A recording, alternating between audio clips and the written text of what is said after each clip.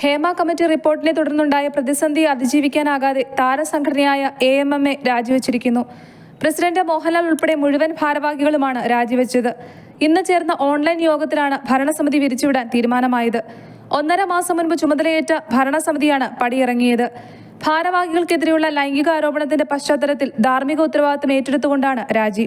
യുവനടി പീഡന ആരോപണം ഉന്നയിച്ചതിന് പിന്നാലെ ജനറൽ സെക്രട്ടറി സ്ഥാനത്ത് നിന്നും സിദ്ദിഖ് രാജിവെച്ചിരുന്നു. സംഘടനാ പ്രസിഡന്റ് മോഹൻലാലിന് സിദ്ദിഖ് ഇമെയിലായി രാജിക്കത്ത് സമർപ്പിച്ചു. പിന്നാലെ ആക്ടിംഗ് ജനറൽ സെക്രട്ടറിയായ ബാബുരാജിനെതിരെ മുൻ ജൂനിയർ ആർട്ടിസ്റ്റ് ലൈംഗിക പീഡന പരാതിയും നൽകി. താരങ്ങൾക്ക് അമ്മയിൽ നൽകിയ പരാതിയിൽ ഉൾപ്പെടെ പരിഹരിക്കുന്നതിൽ ഗുരുതര വീഴ്ചകൾ സംഭവിച്ചുവെന്ന് അംഗങ്ങളിൽ നിന്ന് വിമർശനമുയർന്നു. അമ്മ ശക്തമായ നിലപാടെടുക്കണമെന്ന് ഉർവശിയും ജഗദീഷും അമ്മയ്ക്ക് വീഴ്ച സംഭവിച്ചുവെന്ന് പൃഥ്വിരാജും മാധ്യമങ്ങളോട് പറഞ്ഞു.